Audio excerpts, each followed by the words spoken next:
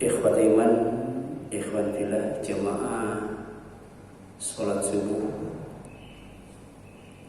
silaturahim dan thalabul ilmi yang dirahmati dan dimuliakan oleh Allah Subhanahu wa taala. Alhamdulillah, sampai subuh pagi ini Allah masih meringankan langkah kaki kita dan melapangkan hati kita dari rumah kita masing-masing menuju rumah Allah Subhanahu wa ta'ala. Tiada lain dan tiada bukan hanya untuk memakmurkan rumahnya dengan ibadah dan amal soleh, serta untuk mendapatkan rahmatnya, untuk mendapatkan karunia-Nya, dan untuk mendapatkan hidayahnya sedemikian rupa sehingga kita tidak hanya sukses di dunia yang fana ini, tapi juga sukses di akhirat yang kekal abadi nanti dalam surganya. Amin ya Allah ya Rabbal Alamin. Berbicara tentang rumah, ada 5 rumah yang ditempati oleh manusia. Yang pertama, rumah di dalam perut ibu yang bernama rahim. Sangat sempit sekali, sehingga untuk selonjor saja susah. Bahkan Allah menyebutnya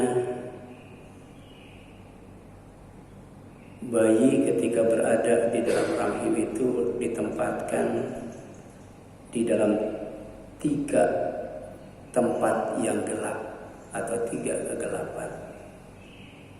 Pertama, kegelapan perut, yang kedua kegelapan rahim, dan yang ketiga adalah kegelapan yang membungkus bayi selama berada di dalam rahim.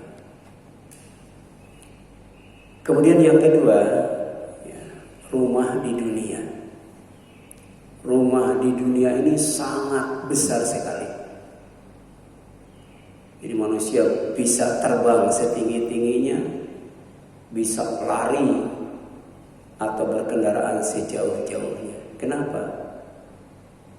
Karena rumah di dunia ini berupa hamparan bumi dan naungan langit. Oleh karena itu, bagi siapa yang tidak beribadah kepada Allah, silakan, tidak apa-apa, asal jangan tinggal di bumi dan tinggal di langit. Cari bumi, tempat selain bumi dan langit, silakan, bebas maksiat kepada Allah SWT.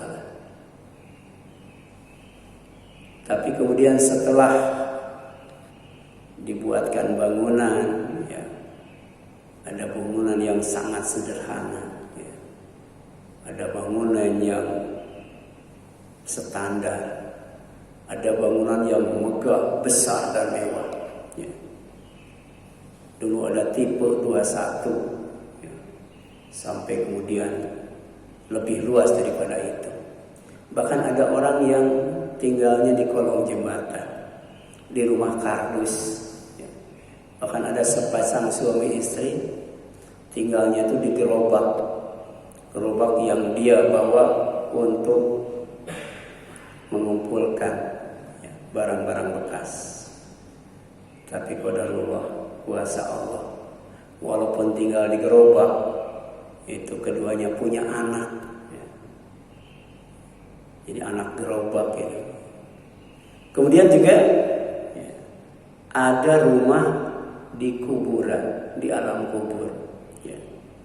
Rumah di alam kubur ini tergantung manusia waktu hidup di dunia, apakah dia beriman atau tidak beriman.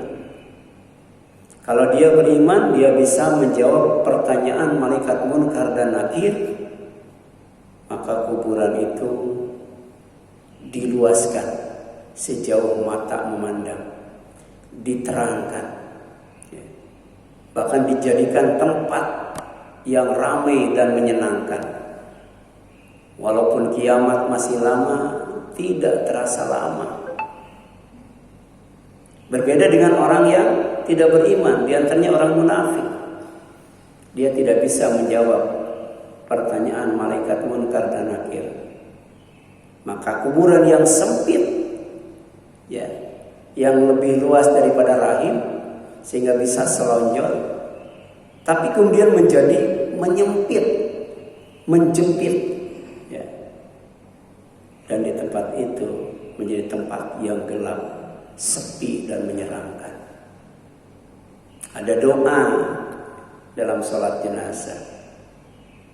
Ketika orang sholat, jenazah didoakan supaya istrinya diganti dengan istri yang lebih baik dari istri yang ditinggalkan di dunia. Keluarganya diganti dengan keluarga yang lebih baik dari keluarga yang ditinggalkan di dunia.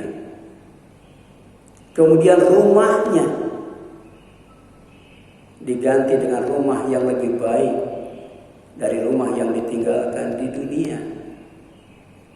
Walaupun syariatnya hanya sebuah lubang yang bernama lahat yang menjorok ke samping, ya, atau menjorok ke dalam. Ukurannya setinggi badan kita, selebar badan kita, dan kalau kita dikubur di tempat itu tidak bau. Tapi hakikatnya adalah lebih indah, lebih ramai dari kuburan yang mewah yang ada di atas bumi ini. Contohnya San Diego Hills. Di sana ada taman, ada restoran, ada hotel, ada kolam renang. Tapi itu kan dunia. Sedangkan kuburan itu bukan alam dunia. Kuburan itu salah satu tempat persinggahan di alam akhirat. Namanya barzakh. Batas, ya, yang memisahkan antara dunia dan alam mahsyar. Jadi kembali ke dunia tidak bisa, ke alam mahsyar juga tidak bisa. Tapi kemudian kubur juga markot, tempat tidur. Begitu siksa kubur itu selesai, maka orang kafir, orang munafik, orang fasik dan sebagainya dipersilakan tidur sampai hari kiamat. Baru nanti pada tiupan yang kedua, sangkakala malaikat Israfil, ada orang yang menyesal ketika dibangunkan dari tidur panjangnya. Siapa? Orang kafir, orang yang matinya tidak bawa iman, orang yang matinya tidak bawa ibadah dan amal soleh. Ya wailana man ba'atsana min marqadina. Duhai celaka kami, siapa yang telah membangunkan kami dari tempat tidur. Ini ungkapan penyesalan yang tidak ada gunanya. Jadi di alam kubur juga butuh rumah. Dalil yang menjelaskan tentang adanya rumah di alam kubur banyak sekali. Di antaranya doa ketika kita masuk ke kuburan. Assalamualaikum ahla diyar minal mu'minin wal muslimin.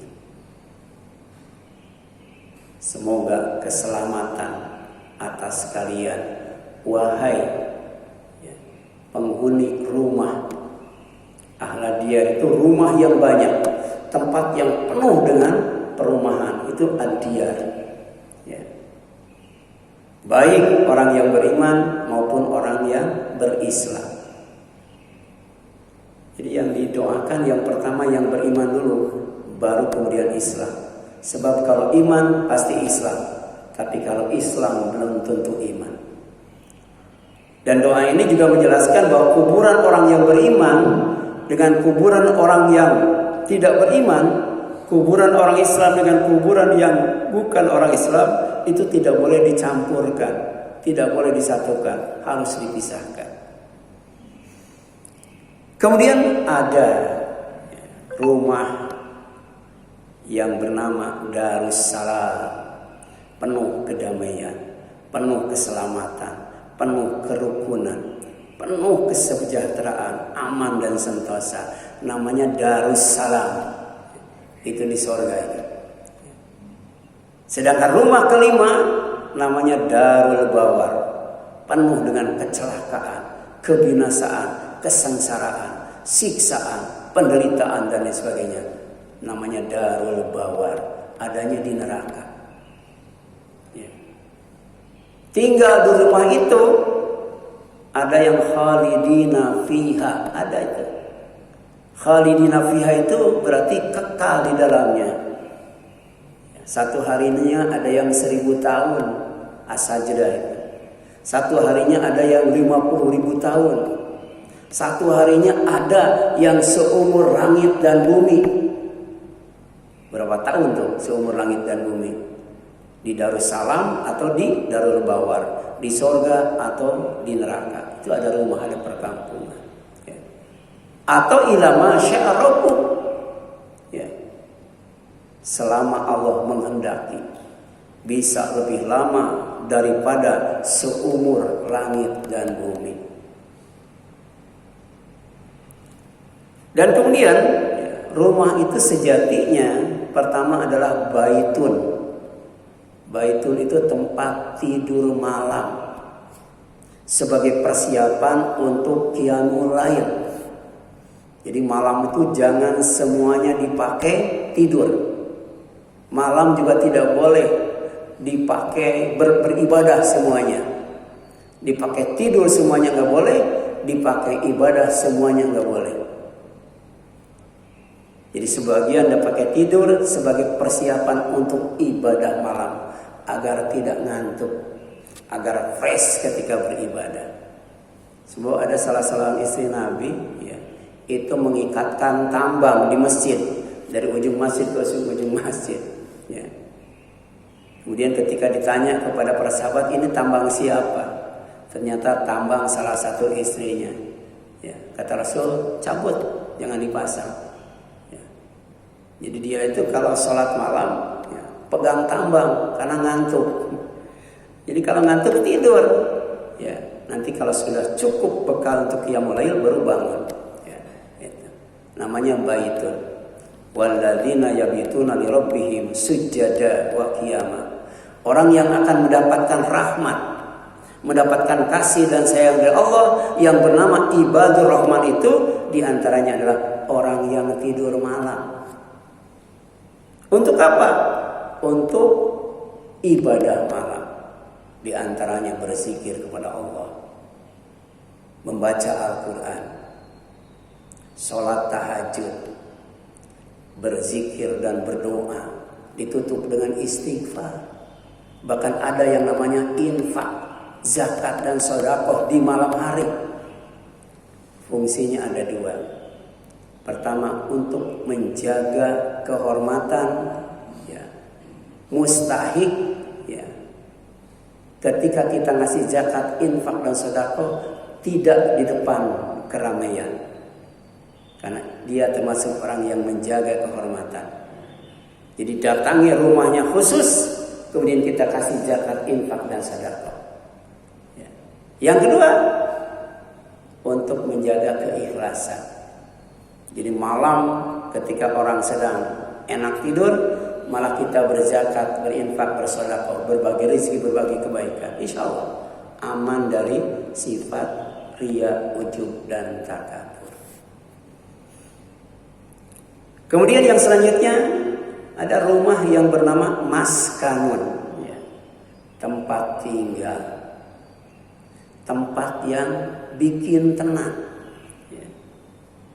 Jadi kalau kita di tempat kerja resah, gelisah, cemas dan lain sebagainya, kemudian pulang ke rumah tenang, itulah namanya maskanun, ya, tempat yang bikin tenang.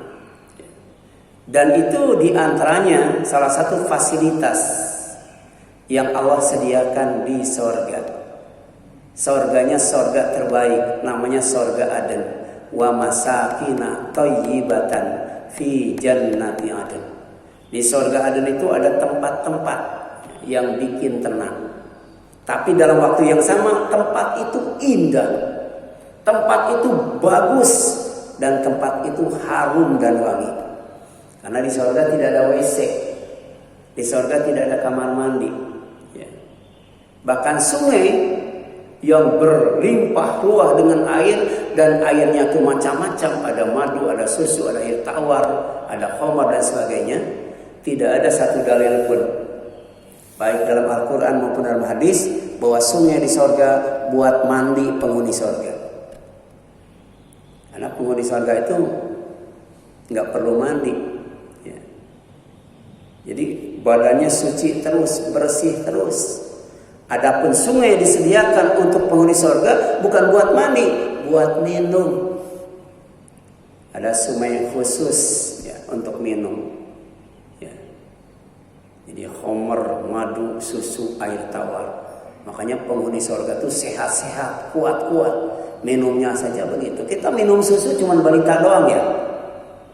Ya. Sekarang suka sering minum susu enggak? Enggak ya? Waktu balita aja minum susu. Ya. Di sorga itu minum susu, minum madu, minum air putih, sehat semua. Ditambah minum khamar, tapi tidak bikin mabuk dan rasanya lezat sekali. Ditambah dengan suplemen yang bernama mata air. Ya, ada yang disebut kafur, ya. Ada juga yang disebut zanzabila. Ya. Mata air ya, dari salsabila. Jadi ada mata air salsabila memancarkan wedang jahe. Ya, jahe sebagai campuran air sungai tadi ditambah kafur. Ya. Ini luar biasa. Ya. Apalagi makanannya buah-buahan. Ya. Bayangkan, kita tahu bagaimana manfaat buah-buahan itu. Buah-buahan tambah susu, tambah madu, tambah air putih, ya, tambah jahe, tambah kafur, luar biasa. Makanya ketika ada sahabat nanya, ya Rasulullah, apakah penghuni surga itu tidur? Kata Rasul, tidur itu saudaranya mati. Jadi jangankan tidur, mati pun tidak penghuni surga itu. Ya. Jadi ada anti-aging, ya. Luar biasa itu. Ya sekarang orang-orang yang 50 tahun ke atas, ya ada yang memburu anti-aging supaya awet muda, panjang umur. Tapi di sorga tidak akan sakit, tidak akan mati, tidak akan capek, tidak akan lelah. Kenapa? Kaplingnya seluas langit dan bumi. Ya. Coba kita punya rumah seluas taman mini. Kira-kira pembantunya berapa orang? Ya. Ini seluas langit dan bumi. Karena di dalamnya ada kebun, macam-macam kebun. Kebun anggur, kebun kurma, kebun zaitun, kebun pisang, dan kebun-kebun yang lainnya. Satu pisang saja macam-macam pisang. Anggurnya juga macam-macam anggur. Ya. Jadi kalau 1 hektar 2 hektar nggak bakal cukup itu. Kita dikasih kapling di surga itu. Makanya arduhas samawati wal ardh. Luasnya itu seluas langit dan bumi. Ya, seluas ampunan Allah Subhanahu wa taala kepada hambanya. Ya. Ada juga yang disebut manzilun. Manzilun itu tempat turun, tempat singgah. Ya. Gitu. Jadi lebih tinggi daripada halaman. Makanya dulu disebut rumah tangga karena ada tangganya. Di kolong buat miara kambing, miara ayam, miara ikan. Ya. Di atas buat tempat tinggal. Coba sekarang cek ya, di daerah Pondokopi ada nggak rumah yang seperti itu? Ya. Jadi bermanfaat untuk berternak. Bahkan kalau di Jepang itu dindingnya sampai atapnya itu ditanami padi gitu. Jadi benar-benar ya, rumah itu multifungsi. Ya. Sehingga menjadi tempat persinggahan. Ya. Ada juga yang disebut dar tadi. Ya. Tempat kita masuk keluar. Ya. Yang ada pintunya dar. Ya. Ya. Makanya di dalam sholat jenazah. Ya. Ganti buat dia daron, sebuah rumah, khairan min darihi, yang lebih baik daripada rumah yang ditinggalkannya di dunia. Tapi ada rumah yang luar biasa, rumah di sorga. Dan itu harus kita bangun. Sebab tadi sorga itu kaplingnya seluas langit dan bumi. Bayangkan, di kapling seluas itu kita tidak punya rumah, ya, tunawisma. Dan kemudian Islam mengajarkan lewat Al-Quran dan As-Sunnah bagaimana caranya membangun sebuah rumah di sorga. Sebagaimana istri Fir'aun sebelum dieksekusi, ya, oleh suaminya karena akidahnya beda, dia berdoa. Apa doanya? Rabbibnili indaka baitan fil jannah. Ya. Apakah doa ini harus diucapkan kalau kita mau dihukum mati saja? Kan enggak ya. Bisa enggak ini kita baca ketika sujud? Kita minta sebuah rumah di sorga. 1 kali sujud 1 rumah, 2 kali sujud 2 rumah, 3 kali sujud 3 rumah, 1000 kali sujud 1000 rumah. Kenapa?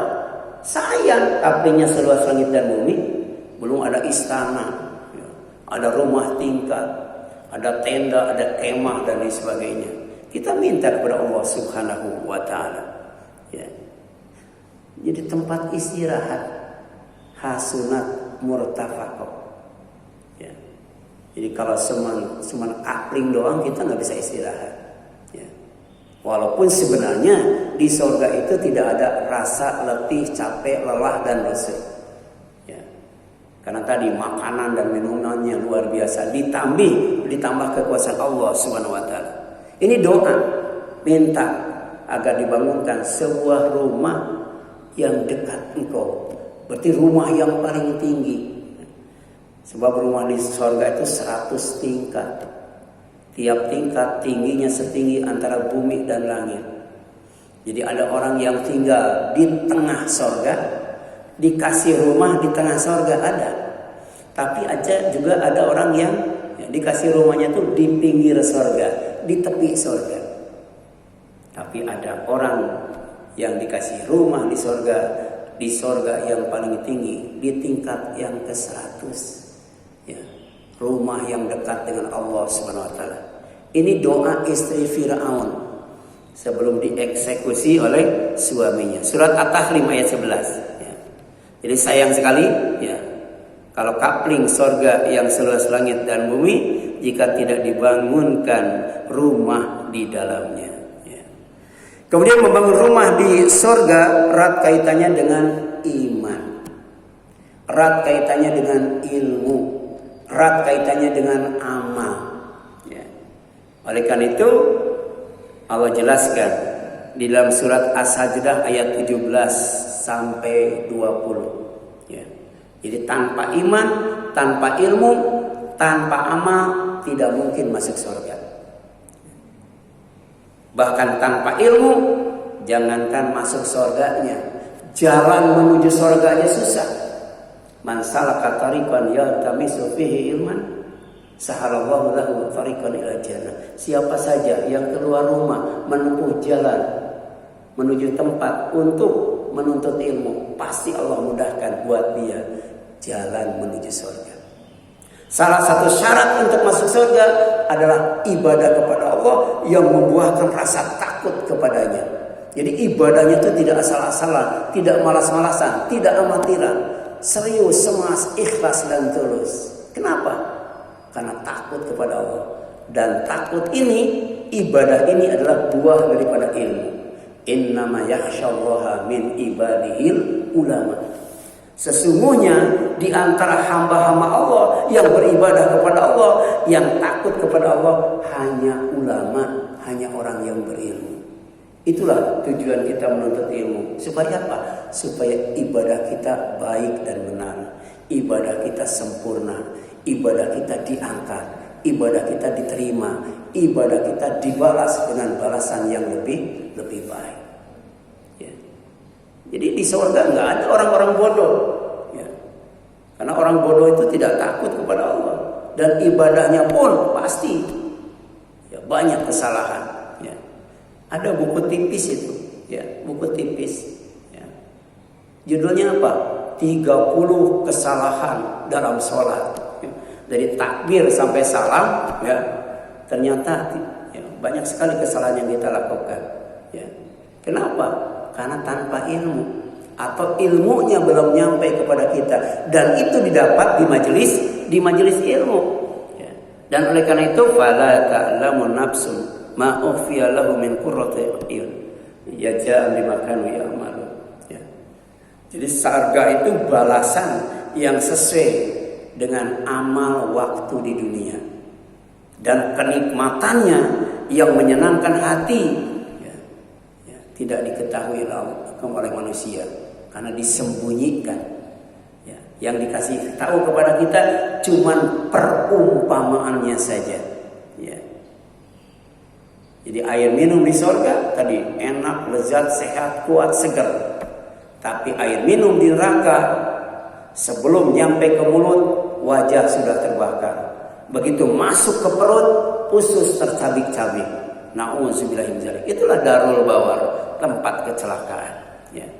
Tapi kemudian ketika berbicara tentang iman dan amal saleh, surga itu nuzulan bima kanu ya'malun, tempat singgah, tempat tinggal, fasilitas yang Allah berikan di surga bagi orang yang beriman dan beramal saleh.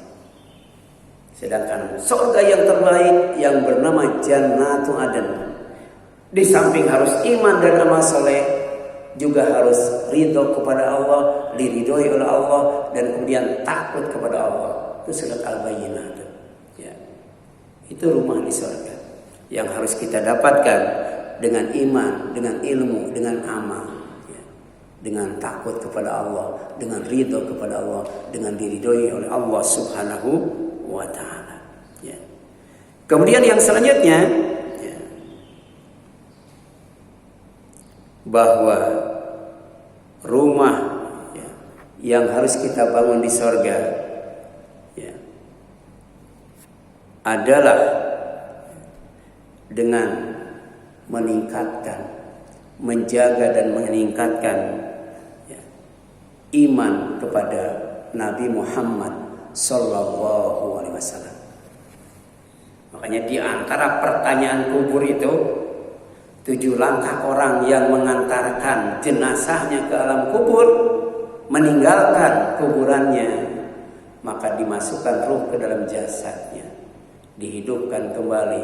Setelah itu didudukkan oleh malaikat Munkar dan Nakir, ditanyakan dengan satu pertanyaan, apa yang kamu katakan terhadap orang ini? Jadi di alam kubur nanti dihadirkan Nabi Muhammad Sallallahu Alaihi Wasallam. Apa yang kamu katakan terhadap orang ini? Maka orang yang beriman, ya, dia akan berkata, dia adalah hamba Allah, dia adalah Rasulullah Sallallahu Alaihi Wasallam.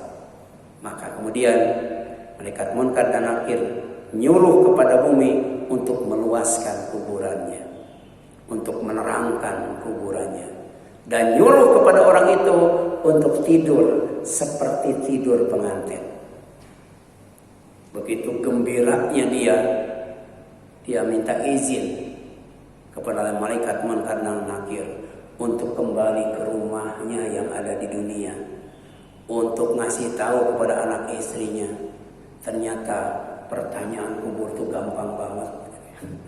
Tapi nggak diizinkan, ya, nggak diizinkan. Ya. Malah disuruh naumatal harus silakan kamu tidur seperti tidur pengantin, yang tidak akan ada yang membangunkan kamu kecuali keluarga yang paling dicintainya, atau nanti tiupan sangkakala malaikat Israfil. Sekarang ada tuh, ya, itu diajarkan itu pertanyaan lengkap dengan jawabannya. Nanti malaikat Munkar dan Nakir akan nanya ini, jawab ini, nanya ini, jawab ini, nanya ini, jawab ini. Padahal pertanyaan alam kubur itu sangat berkaitan dengan iman. Hanya orang yang beriman yang bisa menjawab. Orang yang beriman kepada Nabi Muhammad SAW, itu yang bisa menjawab. Yang tidak beriman, jangankan orang lain, Abu Thalib saja nggak bakal bisa jawab itu. Ya. Karena ketika mengembuskan nafas yang terakhir, dia tidak mau mengucapkan la ilaha illallah, tidak mau beriman. Ya. Nah kemudian ya, ada ya, hadis sahih ya, yang menjelaskan tentang membangun rumah di surga itu dengan menjaga dan meningkatkan keimanan kepada Nabi Muhammad sallallahu alaihi wasallam. Ya. Apa kata beliau? Ana zain. Saya adalah penjamin. Ya. Karena beliau dijamin. Ya. Rasul itu dijamin masuk surga. Dalam waktu yang sama dia juga zaim, ya. Penjamin wa zaim alhamil liman amana bi wa aslama wa hajara. Ya. Gitu. Bi baitin fi robatil jannah wa baitin fi wastil jannah. Ya. Aku adalah yang menjamin ya, kepada siapa saja yang beriman kepadaku. Kemudian dia tetap dalam keislaman, tunduk dan pasrah kepada aturan Allah. Kemudian dia berhijrah karena Allah. Apa jaminannya? Dengan sebuah rumah yang ada di tepi sorga. Ya. Rumah di tepi sorga. Ya. Jadi jangankan di sorganya, di tepinya saja itu ada rumah disediakan kepada orang atau bagi orang yang beriman kepada Nabi Muhammad SAW. Kemudian wa baitin fi wastil jannah, ya. Dan sorga yang ada, rumah yang ada di tengah-tengah sorga. Ya. Tadi sorga itu 100 tingkat, berarti di tengah-tengah sorga itu tingkat keberapa ya? Ya, itu luar biasa tuh. Bagi orang yang beriman kepada Nabi Muhammad Sallallahu Alaihi Wasallam. Kemudian yang kedua, membangun masjid karena Allah. Ya. Jadi walaupun hanya sebesar sangkar burung, kalau dibangunnya dengan benar dan ikhlas karena Allah, Allah bangunkan sebuah rumah di surga. Makanya ada orang yang kalau diminta sumbangan buat madrasah nggak ngasih itu. Ya. Diminta sumbangan buat pesantren nggak ngasih. Tapi kalau diminta sumbangan buat masjid, jangankan diminta buat karpet, diminta buat keramik, diminta buat AC dan sebagainya, diminta buat bangun semuanya, dia siap. Ya. Jadi banyak donatur yang siap membangun rumah, ya, membangun masjid, ya, lebarnya minimal 100 meter persegi dan kemudian minimal 2 lantai sendiri itu. Ya. Kalau kita rata-rata membangun masjid sendiri enggak? Ya. Ini luar biasa nih. Jaminannya apa dari Rasulullah? Ya.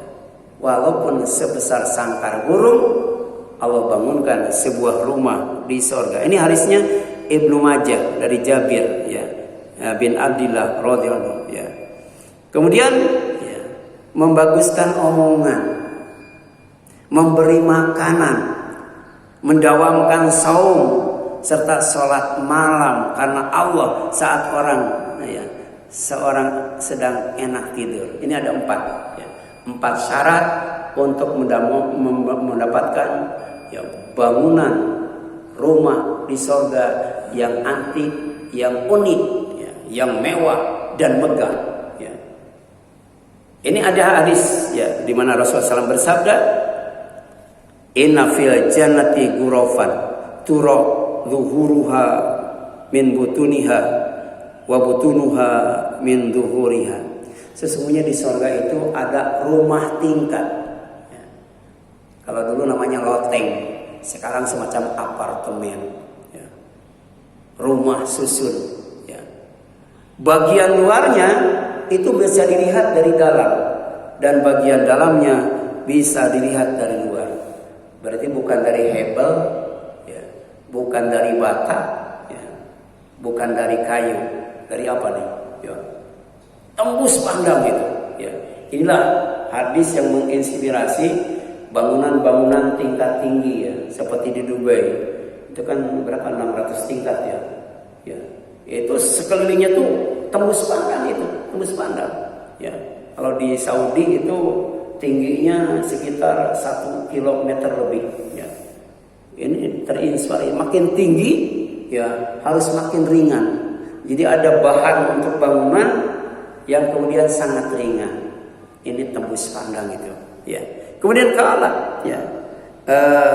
Rasul ditanya ya, oleh Arab gunung, Arab kampung, liman hiya ya Rasulullah, untuk siapa rumah yang unik itu? Kalau kata Rasul, pertama, liman atobal kalam, bagi siapa saja yang membaguskan omongan. Ternyata membaguskan omongan itu ciri orang yang beriman kepada Allah dan hari akhir. Kalau omongannya jelek, berarti iman kepada Allah dan hari akhir dipertanyakan. Man kana yu'minu billahi wal yawmil akhir falyakul khairan aw liyasmut. Siapa yang ingin diakui sebagai orang yang beriman kepada Allah dan hari akhir, maka hendaklah berkata baik atau diam kalau tidak bisa. Tapi lebih daripada itu, Allah bangunkan rumah tingkat yang tembus pandang. Kemudian yang kedua, wa'at amaton, ngasih makan. Ya, kenapa ngasih makan? Karena ngasih makan lebih mudah daripada ngasih duit. Ya. Ngasih makan, kita beli beras 1, ya, bakwan 1 4.000. Ya, beli 10 bungkus. Yang tadarus Al-Quran ba'da subuh sampai suruh, kasih semua. Itu dapat rumah di surga itu. Ya. Ini setiap ngaji hari Sabtu, ya, bawa makanan dari rumah, bagikan. Itu sedekah, berbagi kebaikan dengan yang benar. Itu sedekah namanya. Allah bangunkan rumah antik di surga, rumah unik. Wa'at amato'an. Ya, kalau ngasih duit belum tentu ya. Kasih 5.000 enggak, belum tentu mau semua. Tapi kalau dikasih makanan, insya Allah, walaupun cuma 4.000, apalagi lebih. Kemudian wa'ada masyam, mendawamkan sahur. Ya, jadi bukan hanya bulan Ramadan saja, di bulan-bulan yang lainnya pun kita sahur. Ada yang ya seminggu 2 kali, ya, ada yang 2 hari sekali, ada yang sebulan 3 kali, ada yang setahun 2 kali. Ya, dawamkan itu. Ya, silakan, banyak pintu surga itu. Lewat pintu omongan yang baik, lewat pintu ngasih makanan, lewat pintu apa? Mendawamkan saum. Nah, wasolla bilayl. Jadi semakin kesini semakin susah ya, semakin susah. Ngomong baik itu ya susah, tapi tidak lebih susah daripada ngasih makanan. Dan ngasih makanan itu susah, tapi tidak sesusah mendawamkan saum. Ya. Yang punya duit kalau dikasih ngeronda, disuruh ngeronda sama PRT, ya, mending ngeronda atau ngasih duit sama orang, ya, itulah, ya. Ini juga demikian, ya. Ya. Jadi ternyata ngasih makan itu lebih mudah daripada mendawamkan saum. Dan ternyata mendawamkan saum itu juga lebih mudah jika dibandingkan dengan wasolla billail wan nasuniyah. Salat pada malam hari lillahi karena Allah, wan nasuniyam sementara orang sedang tidur nyenyak. Ini hadis riwayat Tirmidzi, Ahmad, Ibnu Khuzaimah, dan hadis ini hasan, dihasankan oleh Syekh Albani rahimahullah. Ya, silakan sampai di sini. Ada yang ditanyakan sebelum ditutup? Ya. Nanti materinya saya share ya ke Pak Ahmad Yani atau ke Pak Haji Roni ya, untuk dibagikan. Karena ini ada banyak cara untuk membangun rumah di surga. Ya. 2 diantaranya disebutkan dalam hadis yang sahih.